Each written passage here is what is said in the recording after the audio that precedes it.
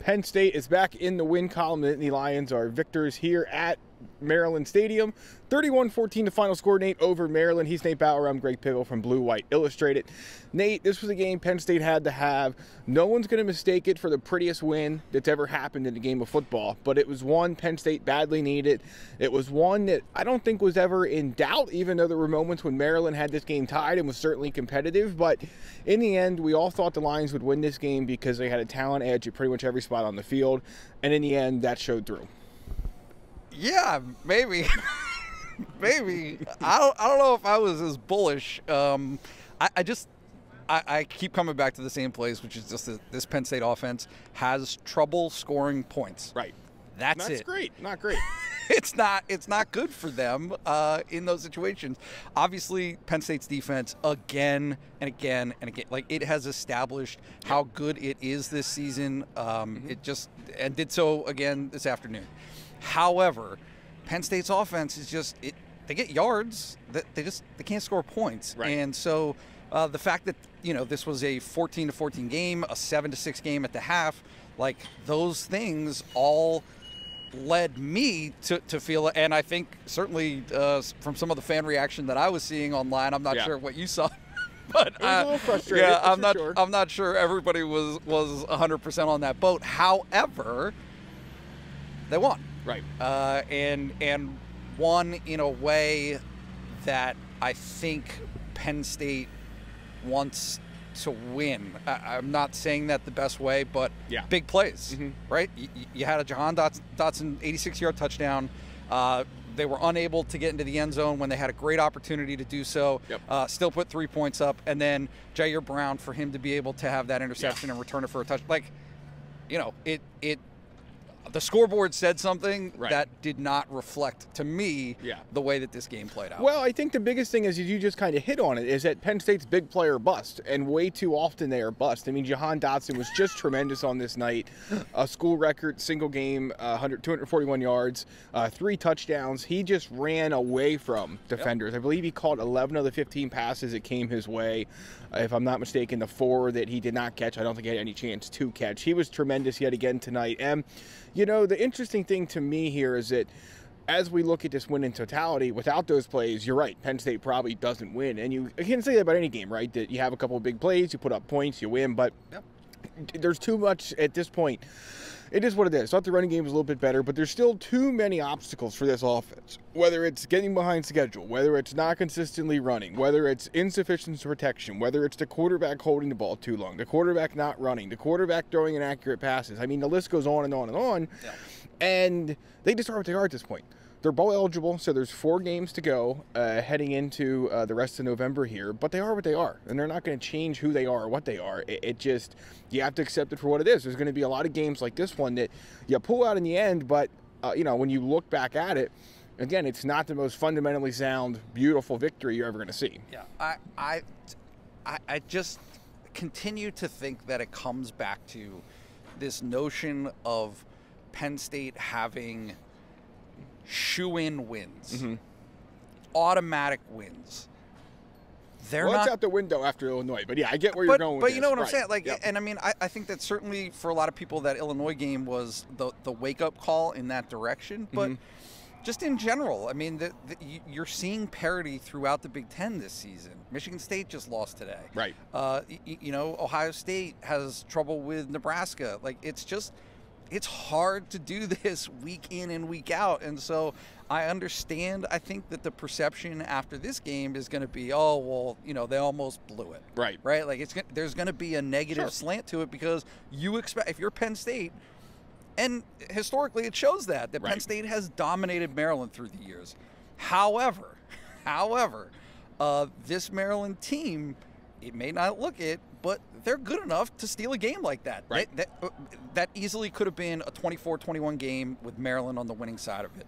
Penn State, to its credit, made the plays that it needed to make in really a critical fourth quarter. That game was in doubt in the fourth quarter. It was in doubt in the fourth quarter, and Penn State made the plays it needed to make. And here we are, no history made. Penn State last lost here 60 years ago. No history made tonight. There was no reason for it to be made, but Maryland did make it a game, and their offense hit some big plays, and probably missed a whole lot more Yeah. that would have changed the outcome of this one, or at least certainly made it closer on the scoreboard. Yeah, I thought that Maryland's NASCAR, its hurry up, Right. was very effective Yes. at times against Penn State. I mean, I thought it was, somewhat ironic in a bad way for Maryland. Jarrett had 3 catches in a row. They were just feeding him the ball, and Yep. they're moving straight down the field, and they're at the 10-yard line. And again, I mean, if you're a Penn State fan who's watching this, imagine being a Maryland fan. Imagine being a Well, there Maryland weren't fan. too many of them left here. The point's well taken. But yes. but in that circumstance, you're rolling and the center snaps high. Right. It bounces off your quarterback's hands, off the face mask Right. of your running back, Yep. and straight into the hands of Jair Brown. I understand that Penn State didn't do anything with it from that point, but that's a momentum shifter. That's is. like, those are the things that Penn State in the clutch, in those situations, just came up on the right side of. Yep. And I don't know. I think there's something to be said for that. Very good red zone defense for Penn State, certainly aided by a lot of turnovers and things. Getting the ball back, they have to fall on it, but they're certainly not creating some of these turnovers by themselves. So another check in that column again tonight. Well, no, and I don't know how many turnovers. At least 2 Yeah. of the turnovers were in the red zone, right? Right. And Brown had a red zone. The interception for the touchdown was in the red zone. Like, I mean, it's not an accident at this point. Right. Yes. It's not, agreed. like the sample size is large enough to understand that this Penn State defense is Very good. extremely effective when the field gets short. Yep. And for them to be, again, like, for them to be able to do that, that counts. Look, next week obviously is going to be very, very interesting. Yes. I don't think anybody's going to debate that. It'll be interesting to see what the line looks like coming out of tonight. I would say Michigan probably favored by 3, assuming they don't lose to Indiana, which when we started this video, the game is still tied. So Okay. Point being, though, is there isn't a game that I expect Penn State to not be competitive in. sure. And like, that's, again, I mean, it's just it's a spot that you should want to be in. I understand that Yep. people will expect blowouts, people want blowouts, but just find a way to win. Yes. for what this team has gone through this season, some of the injury losses that they've sustained, I think some of the demoralization factors that have been in hand. I mean, you go from number 4 in the country to almost unranked within the span of a month. Right. They got back tonight, came to Maryland, won a slog of. I mean, that was ugly. Yes. For 3 quarters. Yes, it was. It perked up in the 4th, but it was an ugly game. But hey, a win is a win. All right, so a couple of news notes before we get on here. Nate Bauer, Greg Pickel from BlueWhiteIllustrated.com. Don't forget, we're on 3 now. Sign up today, $1 for an entire year. You can't find a better value than that on the internet for Penn State football and Penn State athletics coverage. BlueWhiteIllustrated.com. Nate, Jesse Lucchetta traveled, did not play. James Franklin said they're hoping to get him back next week. Same with Jonathan Sutherland, who traveled but did not play. So there's 2 injury notes of note there. Yeah. I thought the defensive line held up pretty well. I thought you noticed it, though. Right. Yes, for sure. I think it was pretty apparent that Jesse Lucchetta wasn't on the field. Yeah, I agree, and Penn State will hope to have him back for Michigan. But final thoughts, let's move into that. Penn State again back out of the losing streak rather, hoping to start a win streak with Michigan last week. But you got to win. You need it here tonight. Again, there's going to be plenty to discuss and critique and fix and all of that. But win's a win, and this team hasn't had one in a long time. It gets one tonight. Yeah, no, I think it gets. It already was super interesting, but given some of the losses, given the fact that Michigan State lost today, Michigan. I mean, I'm not saying that Penn State controls its own destiny, but certainly. I mean, I can't believe I'm saying this. I don't think New Year's Six is like necessarily out of the equation. Sure. If Penn State finds a way to win out. Mathematically, yes. The way this but you're going to have played, wins against exactly. Michigan, right? Oh yeah, Michigan State. No, right. 2 other top 25 teams. Like, that's a fairly strong resume in that circumstance. Mathematically, at 100%. If they win out, they have a very legitimate chance at a New Year's Six bowl.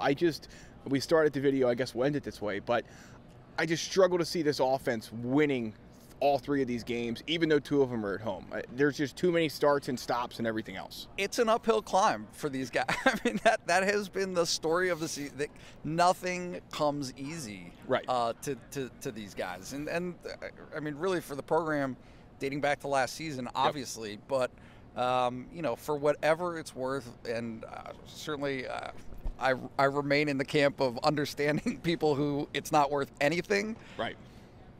They find a way sometimes, yes. right? I mean, they found a way to pick themselves up from 0-5 last year. They just pulled themselves out of 5-3 to be able to notch a win. We'll see what happens. All right, he's Nate Bauer. I'm Greg Pickel from Maryland. Penn State 31-14 back in the win column. We'll have plenty of coverage at bluewhiteillustrated.com.